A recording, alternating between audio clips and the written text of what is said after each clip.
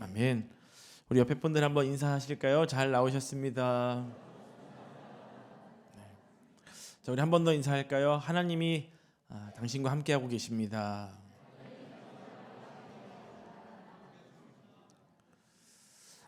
오늘은 고난이 하나님의 일하심이 되는 순간이라는 제목으로 말씀의 은혜를 나누고자 합니다. 인생에 고난이 다가오면 이런 질문들을 갖게 되죠. 왜 이런 일이 생겼지? 왜 이런 일이 다가왔지? 누구 때문이지? 이런 여러 가지 질문들을 하게 돼요. 근데 이런 질문을 한 다음에 어떤 상황이나 어떤 대상을 찾게 되면 우리는 그 상황이나 환경들을 원망하게 되죠. 그 사람이 왜 그랬을까? 왜 그런 말을 했을까? 왜 그렇게 행동했을까?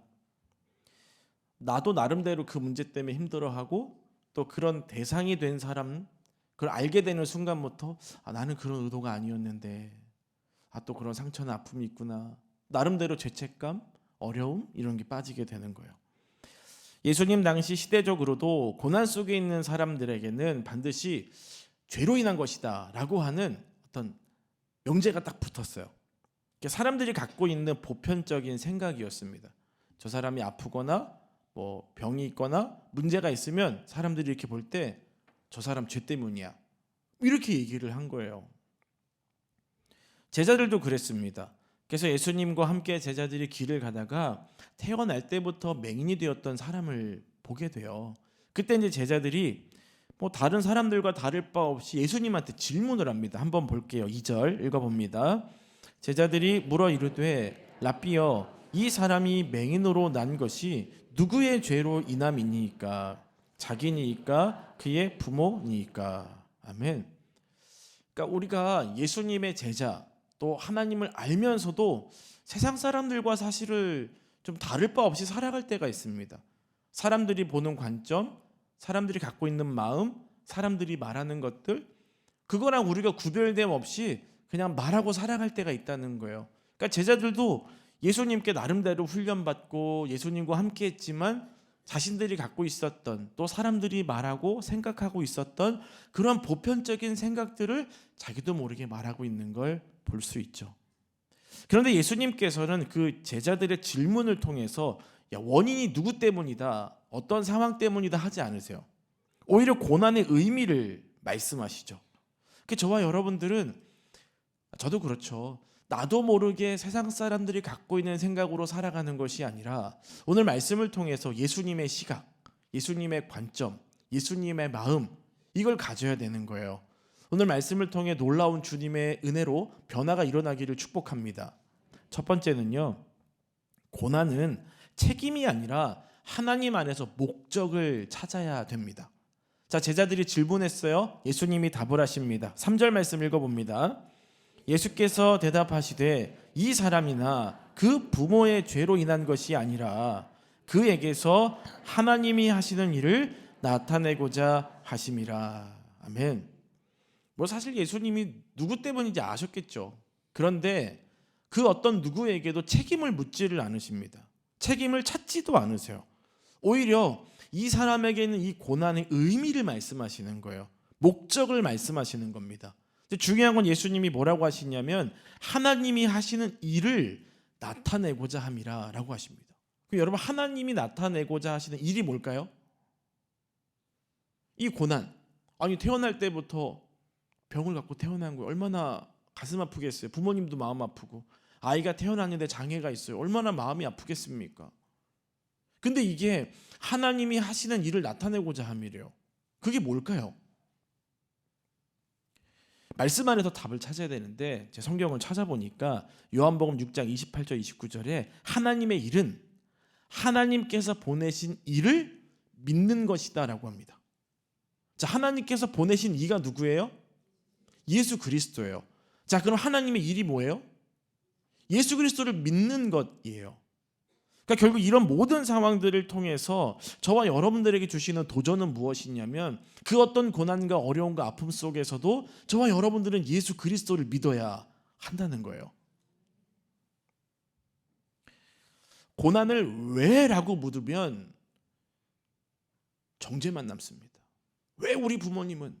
왜 우리 배우자는, 왜 우리 애는, 왜 나의 삶은, 왜 이 시대는, 손가락질만 하게 되는 거예요. 그런데 과연 이 고난을 통해서 하나님이 뭘 하실까 바라보게 되면, 따라 보겠습니다. 소망이 생긴다. 할렐루야. 하나님이 지금 이 시대에 어려움이 있습니까? 그럼 이걸 통해서 뭘 하실까? 기대감을 갖고 기도하면 소망이 생기는 거예요. 내 인생의 아픔, 내 인생의 고난, 수많은 어려움들 통해서도 왜? 라고 하는 게 아니라 하나님이 뭘 하실까 한다면 저와 여러분들 인생에 소망이 생기는 것이죠. 야곱의 아들 요셉도 굉장히 큰 아픔과 고난이 있었습니다. 고난이 연속이었어요. 그런데 그는 세상의 흐름대로 살려고 하지 않았습니다. 하나님이 나를 늘 지켜보고 있다는 믿음이 있었기 때문에 어떻게든 정직하고 어떻게든 잘 살아보려고 했어요. 그런데 어떻습니까? 끊임없이 고난이 찾아오죠. 누명도 쓰고 감옥도 가고 별일이 다 있어요. 얼마나 힘들었겠습니까? 자, 그런데 그 힘든 모든 시간들을 버티고 견뎌낸 요셉이 훗날 이런 고백을 해요. 창세기 50장 20절 읽어보겠습니다. 당신들은 나를 해하려 하였으나 하나님은 그것을 선으로 바꾸사 오늘과 같이 많은 백성의 생명을 구원하게 하시려 하셨나니. 아멘. 나중에 요셉이 형들과 만난 장면에서 이런 말을 하는 거예요. 저 같으면 형 그때 얼굴 표정 내가 다 기억해. 그때 했던 말들 난 잊을 수가 없어. 어떻게 나한테 그렇게 말을 해? 어떻게 나를 그렇게 쳐다볼 수 있어? 어떻게 나를 그렇게 팔아버려? 근데 하나님이 이렇게 일하신 것 같아라고 할 수도 있잖아요. 아무 말도 안 해요. 대단하지 않습니까? 이게 뭘까요? 요셉의 고난은 실패했다는 게 아니에요. 하나님의 계획, 하나님의 계획하심, 하나님의 은혜의 일들이 그의 삶 가운데 진행되고 있었고 지금도 진행되고 있으며 앞으로도 진행될 것이라고 하는 믿음의 고백인 거예요. 고난은 벌이 아닙니다. 고난을 통해서 하나님의 일하심이 드러나는 거예요. 여러분의 삶이, 여러분의 인생이 그렇게 되기를 축복합니다. 시대의 보편적인 생각 때문에 이 제자들은요 다 그렇게 생각하는 거예요. 어릴 때부터 그렇게 듣고 자랐으니까요. 그리고 예수님도요 요한복음 5장에 38년 된 병자를 고쳐주시고 나서 그렇게 말씀하시거든요. 야, 네가 낫잖냐, 그러니 더 심한 것이 생기지 않게 너 다시는 죄 짓지 마, 이런 말씀하시거든요. 그럼 우리는 이걸 우리 인생에 적용을 해보면 이 사람이 이랬으니까 나도 이럴 것이다 라는 걸 얘기해요. 어떤 사람이 나와 비슷한 고난을 겪고 있으니까 나도 그럴 것이다 라고 생각을 합니다. 그래서 어떤 때는 나와 비슷한 아픔, 고난을 겪고 있는 사람의 사례를 찾아보는 거예요. 그 사람은 어떻게 이겼지? 그 사람은 어떻게 이 문제들을 극복할 수 있었지를 찾는 거예요. 근데 여러분, 그게 저와 여러분 인생의 해답이 될 수는 없습니다. 문제의 해답은 따라해 보겠습니다. 하나님께 있다. 아멘이세요? 그래서 저와 여러분들 인생의 문제의 해답은 하나님께 가는 거예요. 하나님 앞에 서서 하나님이 내게 뭘 말씀하시는가? 이 고난을 통해 내가 뭘 깨닫기를 원하시는가? 어떤 상황 속에서도 저와 여러분들은 하나님의 뜻을 물어야 되는 것이죠. 제자들이 이 맹인을 향해 얘기합니다. 여러분, 앞이 안 보이는 분들은요 귀가, 청력이 굉장히 발달되어 있어요. 제자들이 말하는 걸 다 들었겠죠. 이 사람 죄예요? 부모님 죄예요? 물으면 당신 왜 나한테 그래요? 내 죄가 아니라고, 난 태어날 때부터 이랬다고 말할 수 있잖아요. 예수님 그러셨죠. 하나님의 일을 나타내심이라. 그럼 듣고 뭐라고 할 수 있습니까? 도대체 하나님의 나타내신 일이 뭐예요? 다른 사람들은 아닌데 왜 나는 이런 고통을 겪어야 됩니까? 예수님 말씀 좀 해보시죠. 할 수 있잖아요. 아무 말도 안 해요. 질문도 하지 않습니다. 변명도 하지 않습니다. 이미 그의 인생은 하나님 주권 안에 들어와 있는 인생이에요. 하나님께 붙잡힌 인생, 하나님 손에 있는 인생입니다. 저와 여러분도 마찬가지예요. 이미 하나님께 붙들리고 하나님 손 안에 있는 여러분의 인생임을 믿으시길 바랍니다. 그러니 여러분 인생의 그 어떤 고난도 하나님 안에서 해답을 발견하시기를 축복합니다. 두 번째예요. 기적은 순종의 길 위에서 시작됩니다. 한번 따라해 볼까요? 기적은 순종의 길 위에서 시작된다. 할렐루야. 예수님께서 낮에 대한 이야기를 하세요. 하나님이 나를 여기 보내셨고 내가 빛이니 내가 해야 될 일이 있다. 예수님이 이제 하시는 건데 뭘 하시냐면, 자, 6절 말씀 읽어볼게요. 이 말씀을 하시고 땅에 침을 뱉어 진흙을 이겨 그의 눈에 바르시고. 아멘. 갑자기 예수님이 침을, 그러니까 병자 입장에서 어떻게 했어요? 침 뱉는 소리가 들리는 거예요. 근데 뭔가 섞는 소리가 들려요. 근데 갑자기 내 눈 위에 뭔가 탁 덮이는 거예요.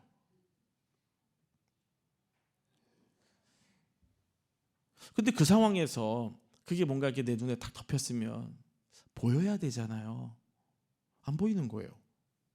그럼 예수님이 막 나를 지어다, 막 옛날에 우리 기도원 가면 막 하잖아요. 막 둔두 뜰기고 막 이러면서. 저도 옛날에 기도원을 가지는 않았지만 어릴 때 믿음이 없었습니다. 근데 이제 이렇게 기도해 주실 수 있잖아요. 근데 아무것도 안 하시네요. 말씀만 하시는 거예요. 자, 무슨 말씀인가? 한번 7절을 읽어보겠습니다. 이르시되 실로암 못에 가서 씻으라 하시니. 실로암은 번역하면 보냄을 받았다는 뜻이라. 이에 가서 씻고 밝은 눈으로 왔더라. 아멘. 도전을 주시는 거예요. 아니, 좀 우리는 설명이 필요하잖아요. 그러니까 눈에다가 뭘 바르셨어요. 그러면 너 가다 보면 날 수 있어. 아니면 가서 몇 번 씻어봐. 그럼 나을 수 있어. 아니면 다 씻고 나면 나을 거야. 이런 설명이 없는 거예요. 아니, 그럼 이 맥인 입장에서 그럴 수 있잖아요. 저기요, 예수님, 그냥 여기서 고쳐주시면 안 돼요? 이거 내가 눈에 이거 바르고 지나가면 사람들이 얼마나 나를 우습게 여기겠어요. 물어물어 찾아가. 예수님, 그거 좀 아닌 것 같아요. 그냥 고쳐주시죠. 그럴 수 있잖아요. 근데 예수님은 그냥 실로암 못가에 가서 씻으라 라고 말씀하십니다. 자, 우리가 읽었던 7절 이후에 이에 가서 씻고 밝은 눈으로 왔더라 라고 말씀하세요. 자, 그럼 여러분 질문이에요. 언제 이가 나음을 받았을까요? 씻었을 때요? 예수님이 실로암 못가로 가라 말씀하셨을 때 그가 발걸음을 옮긴 순간부터 나은 거예요. 왜요? 순종했잖아요. 진흙을 바를 때 시작된 게 아닙니다. 실로암으로 향하는 그 발걸음에서 이미 기적은 시작된 거예요. 이 순종, 이 믿음, 이것이 저와 여러분들에게 필요한 것이죠. 보이지 않는 상태, 보이지 않아요. 근데도 믿음으로 걷는 그 길 가운데 하나님의 역사가 이루어지는 것입니다. 열왕기하 5장에 보면 나아만 장군이 나와요. 아람 군대 최고의 사령관이었어요. 전쟁만 하면 이기는 거예요. 대단하죠. 근데 그가 모든 것을 잘해도요, 한 가지 문제가 있었으니 나병에 걸려 있었어요. 자기가 어떻게 할 수가 없는 거예요. 모든 걸 가졌지만 해결하지 못했죠. 그때 이스라엘의 선지자 엘리사에게 가면 고침받을 수 있다라는 말을 듣고 체면과 자존심 다 내려놓고 선물 바리바리 싸들고 찾아가요. 근데 엘리사 선지자가 나와보지도 않고 종한테 시켜서 저기 강에 가서 씻으라는 거예요. 요단강 가서 7번 몸을 씻으라라고 말합니다. 처음에는 기대감을 가지고 왔겠죠. 근데 그 말을 듣는 순간 얼굴이 싹 변하는 거예요. 차가워지는 거죠. 이게 뭐야? 아니, 나한테 이런 대접을 해? 나름대로 기대감이 있었거든요. 선지자와 나가가지고 막 손을 흔들면서 기도해주면 자기가 나올 줄 알았던 거예요. 근데 선지자 나오지도 않죠. 종을 시켜서 요단강 가서 몸 씻으라 그러죠. 내가 기도했던 내용, 내가 바랬던 내용, 내가 기대했던 것과는 완전 다르게 흘러가니까 마음이 상하는 거예요. 저와 여러분들 그렇잖아요. 내가 기도는 이렇게 했는데 왜 이렇게 되지? 전혀 다른 길로 가니까 속상하잖아요. 이게 뭐야? 하나님 내 기도 들으신 거 맞아? 주님 듣고는 계십니까? 이렇게 묻는 거죠. 너무 속상했어요. 열왕기하 5장 12절 읽어보겠습니다. 다메섹강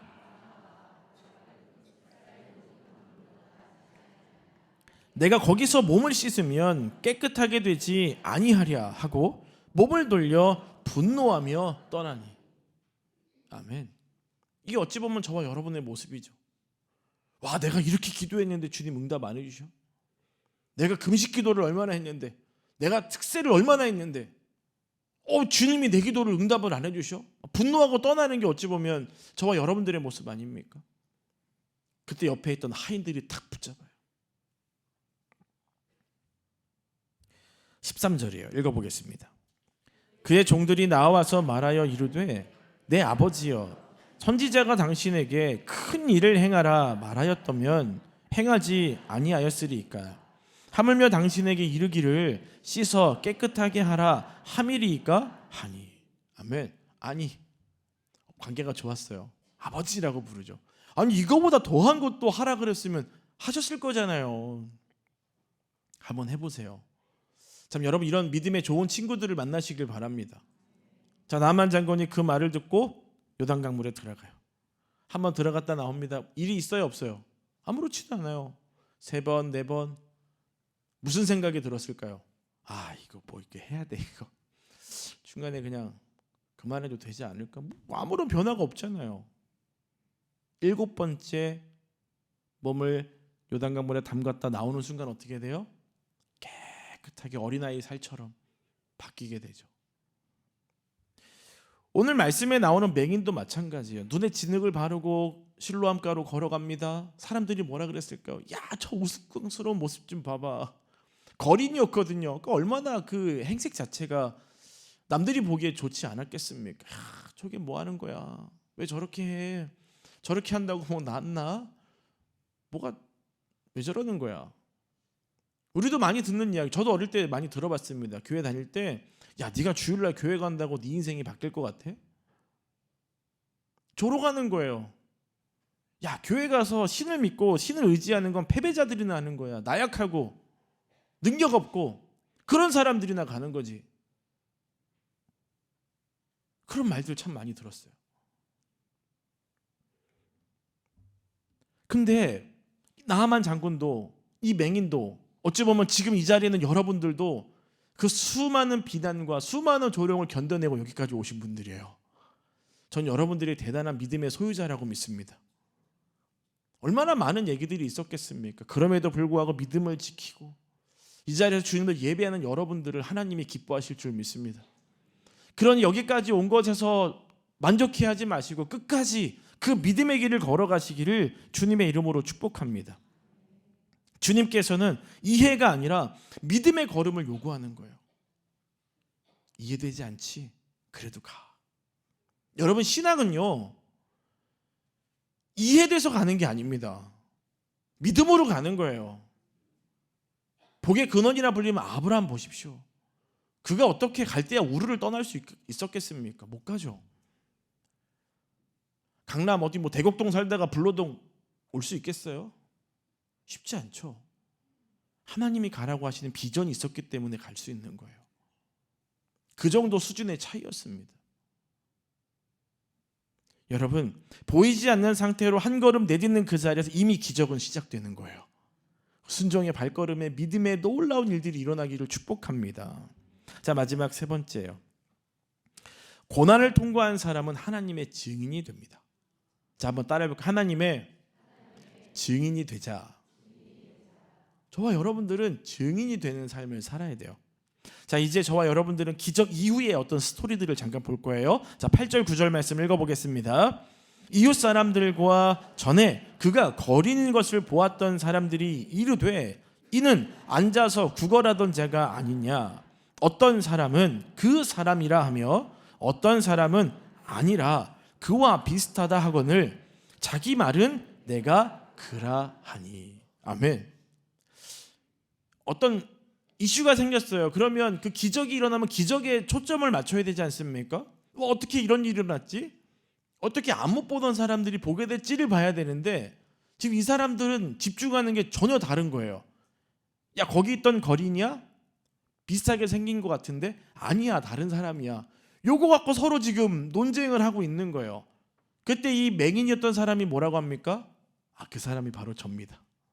제가 그때 그 자리에 있던 거린이고 안 못 보던 사람이었습니다. 제가 바로 그 사람이요라고 말하는 거예요. 여러분 유대 사회에서 맹인은 단순히 그냥 육체적으로 연약함이 있는 장애를 갖고 있던 사람들이 아니었어요. 노동이 거의 불가능했기 때문에 대부분이 구걸하며 살아야 됐었습니다. 그리고 이런 질병의 것들이 결국은 죄의 결과물로 사람들이 갖고 있었기 때문에 그들은 그 맹인이었던 사람들을 보면서 그냥 그 자리에 앉아 있는 사람, 그러니까 죄인, 어떤 죄의 결과물, 이걸로 본 거예요. 이미 사회적으로 규정된 죄인이라고 하는 사람, 앞을 못 보는 사람, 죄의 결과를 갖고 사는 사람이 왜 어떻게 눈을 뜨게 됐지? 이게 이 사람들에겐 궁금했던 거예요. 왜 그랬을까요? 혼란스러운 거죠. 단순히 안 못 보던 사람이 보게 돼서 이 정도 수준이 아니라는 거예요. 우리가 지금까지 알고 있었고 배웠고 지금까지 그 사람들을 그런 시선으로 보면서 살았는데 그게 아니라는 거예요. 여러분, 그러면 혼란스럽잖아요. 여러분들이 믿고 있고 갖고 있던 신념이 있었는데 어느 날 알고 보니까 그게 아니래요. 그럼 이게 뭐지? 내가 살아왔던 삶에서 이게 뭐지? 이런 생각을 할 수밖에 없거든요. 자신들이 갖고 있던 어떤 삶의 뿌리, 어떤 패러다임, 어떤 패턴, 사람들이 늘 흔히 갖고 있는 어떤 생각들이 완전히 흔들리고 무너져 버리는 것들이에요. 그때 맹인이었던 사람이 얘기하죠. 그게 저입니다. 이 말은 당신들이 알던 그 맹인 있죠? 구걸하던 사람 있죠? 그게 저예요. 여러분, 우리가 기적을 경험하고 이전보다 더 나아진 삶을 살게 된다면 사실 그런 스토리들을 누군가에게 얘기하고 싶지 않습니다. 내가 옛날에 정말 얼마나 힘들었냐면 지하 단칸방에서 살았고 때로는 먹을 게 없어서 하루 한 끼 먹었고 이런 얘기 잘 안 하잖아요. 지금 내가 성공의 자리, 내가 지금 누리고 있는 자리에서 많은 것들을 얘기하려고 하죠. 과거의 것들은 부끄러워서 잘 얘기 안 하거든요. 근데 이 사람은 지금 자기의 과거를 지우려고 하지 않고 오히려 과거를 인정하고 말하고 있는 거예요. 왜 그럴까요? 자기 인생의 변화된 모든 기준점이 바로 예수 그리스도이기 때문이에요. 저와 여러분들이 지난날의 연약함들, 과거들이 있습니다. 근데 그 연약한 과거가 있었지만 지금이라고 하는 삶을 살아갈 수 있게 된 모든 것들은요, 하나님 은혜예요. 예수 그리스도 때문입니다. 성령의 인도하심과 보호하심 때문인 거예요. 그러지 지난날의 과거를 부끄러워하지 마시고 지금의 나를 여기까지 있게 하신 분이 하나님이십니다. 예수 그리스도입니다라고 고백할 수 있는 저와 여러분들이 되기를 축복합니다. 또 그는 두려워하지 않았어요. 이 사건 이후에 종교 지도자들이 조사를 합니다. 정말 맹인이었던 거 맞아? 어떻게 고침받은 거지? 막 부모를 찾아가요. 그 내용들을 보면은요, 참 앞이 보이지 않는 맹인이었어요. 거린으로 살아가게 부모들이 내버려 둔 거예요. 이것만으로도 참 가슴 아프지 않습니까? 1세기 유대 사회는 공동체 중심의 사회였기 때문에 그 공동체에서 배제된다는 것은요, 사회적으로 경제적으로 굉장히 어려움을 겪게 된다는 걸 말합니다. 그래서 뭔가 사회적으로 이슈가 되고 거기에 내가 동조해서 내가 그 공동체에서 빠져나온다는 것은 거의 죽는 거나 마찬가지인 거예요. 쉬운 일이 아닌 거죠. 근데 당시에만 이런 일들이 있었던 게 아니었습니다. 제가 만난 어떤 목사님이, 어떤 성도님이 맨날 목사님을 힘들게 하는 거예요. 막 괴롭히는 거예요. 막 이상한 말하고. 그래가지고 있었는데 이 성도님이 경찰을 부른 거예요. 그럼 경찰이 와가지고 이분의 얘기를 다 들어봤더니 목사님한테 그랬대요. 목사님, 목사님이 신고했어야죠. 이분이 이상한데 누가 봐도 이상한 사람인데 왜 목사님이 신고 안 하고 왜 이분이 신고하게 했어요? 그러니까 목사님이 날마다 눈물로 기도했던 거예요. 그런데 그 주변에 같이 있던 교인들이 그러니까 좀 성도님의 어떤 이상한 말들을 알아요. 이상하다는 걸. 근데 이분의 말에 동조할 수밖에 없는 거예요. 왜냐하면 거기 동네가 시족 사회였거든요.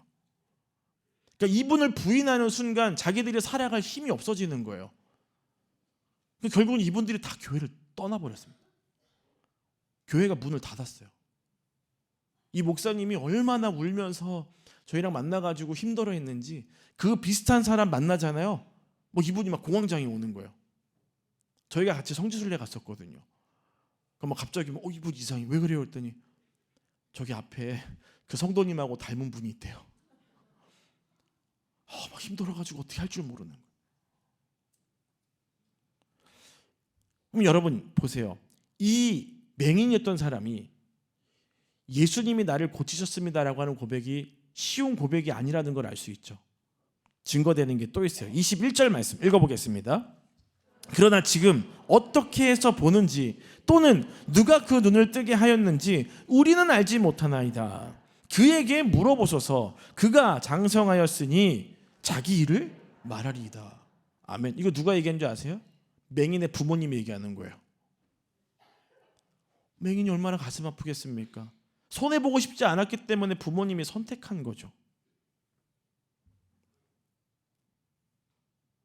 이제 그는 맹인으로 살았던 지난날의 과거와 예수로 인해 변화된 지금의 삶이 동일하다는 걸 고백하고 있는 너무나 멋진 모습인 거예요. 실제로 그가 이렇게 고백하죠. 나를 고치신 분은요 예수님이고 그분이 나를 변화시켰습니다. 자, 우리 11절 말씀 읽어볼까요? 대답하되 예수라 하는 그 사람이 진흙을 이겨 내 눈에 바르고 나더러 실로암에 가서 씻으라 하기에 가서 씻었더니 보게 되었더라. 아멘. 전에는 내가 보지 못했거든요. 지금은 보여요. 예수님이 하셨어요. 놀라운 증인의 고백이죠. 이는 지금 목숨을 내놓고 하는 고백이에요. 자신의 삶의 모든 것들이 무너져도 예수님이 하신 일은 부인할 수가 없는 것이죠. 나중에 이런 고백까지 해요. 자, 마지막인데 33절 읽어볼까요? 이 사람이 하나님께로부터 오지 아니하였으면 아무 일도 할 수 없으리이다. 아멘. 짧게 말하면 뭐예요? 예수가 하나님이다. 하나님이 예수를 보내셨다. 자, 하나님께서 보내신 일을 믿는 것. 이 고백들이 다 연결되죠? 예수님도 그러셨잖아요. 이가 맹인이 된 것은 하나님의 일을 드러내고자 합니다. 그가 고백하죠. 하나님이 예수를 보내셨다는 걸 제가 믿습니다. 여러분, 이게 중요한 거예요. 우리 삶에 놀라운 일들이 일어날 수도 있고 일어나지 않을 수도 있습니다. 고난 가운데 그 고난이 내가 원하고 생각하는 때 해결이 될 수도 있고 해결되지 않을 수도 있습니다. 그러나 그 모든 상황 속에서 저와 여러분들에게 가장 중요한 것은 하나님께서 보내신 바로 예수 그리스도를 믿는 것. 그것이 저와 여러분 인생에 가장 중요한 거예요. 예수를 믿고 믿음으로 걸어갈 때 즉시 해결이 될 수도 있고 우리가 기대하고 생각하지 못한 때에 해결될 수도 있는 거예요. 그런 어떠한 상황 속에서도 예수님을 믿고 예수님을 바라보는 저와 여러분들이 되기를 축복합니다. 말씀을 맺겠습니다. 요한복음 9장은요 단순히 맹인 한 사람이 눈뜬 이야기만은 아닙니다. 우리의 관점을 바꾸는 거예요. 고난을 바라보는 태도, 해석하는 법, 그리고 우리 인생을 어떻게 살아갈 것인가, 누구와 함께 살아갈 것인가, 이해되지 않아도 가야 할 길을 말씀해 주시는 것이죠. 저와 여러분들이 이 믿음의 길을 끝까지 걸어가시는 저와 여러분들이 되기를 축복합니다. 결국 우리의 인생은 고난이 사라질 때 기적이 되는 것이 아니라 고난 속에서도 하나님의 손길을 붙들 때에 주님의 일하심을 경험하게 되는 거예요. 그 놀라운 일들을 경험하시기를 축복합니다.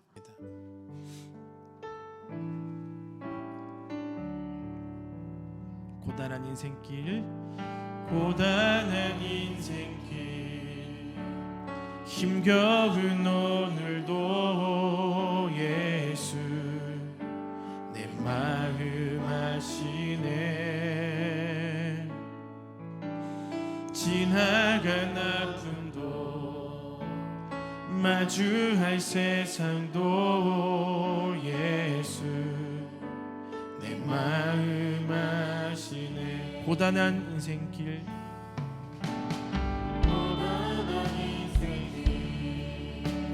힘겨운 오늘도 예수 내 마음 아시네. 지나간 아픔도 마주할 세상도 예수 내 마음 아시네. 믿음의 눈 들어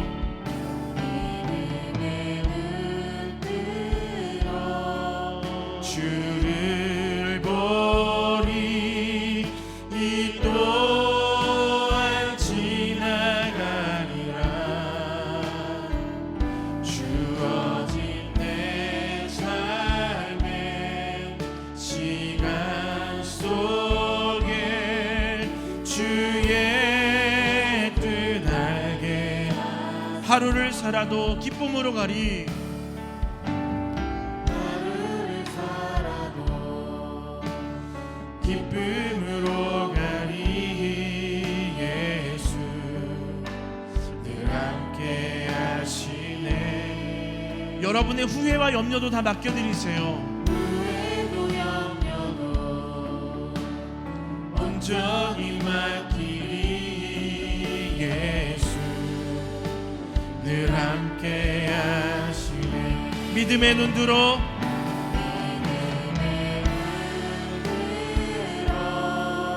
주를 보니 이 또한 지나가리라. 주어진 내 삶의 시간 속에 알게 하소서. 하나님, 오늘 말씀을 통해서 우리의 고난을 바라보는 눈과 마음과 관점을 새롭게 해주시니 감사를 드립니다. 우리는 고난을 만나면 이유를 묻습니다. 그리고 원망하며 탓할 사람을 찾습니다. 그러나 오늘 말씀을 통해서 우리의 삶 속에서도 하나님의 일이 이루어지고 있음을 깨닫게 하여 주시니 너무나도 감사드립니다. 우리의 삶 속에서 이해할 수 없는 상황과 어려움이 있을지라도 그 자리가 하나님의 일하심이 나타나는 자리임을 믿게 하여 주시옵소서. 맹인이 실로암으로 걸어갔던 것처럼, 나아만 장군이 요단강에 몸을 7번 담궜던 것처럼 우리도 말씀에 순종하여 믿음의 길을 걸어가게 하여 주옵소서. 보이지 않아도 걷게 하시고 이해되지 않아도 순종하게 하여 주시며 그 길 위에서 하나님의 놀라운 역사를 경험하는 삶이 되게 하여 주옵소서. 또한 우리의 삶이 복음의 증거가 되게 하여 주시고 우리를 통해 예수 그리스도의 이름이 높아지게 하여 주옵소서. 예수님 이름으로 기도합니다. 아멘.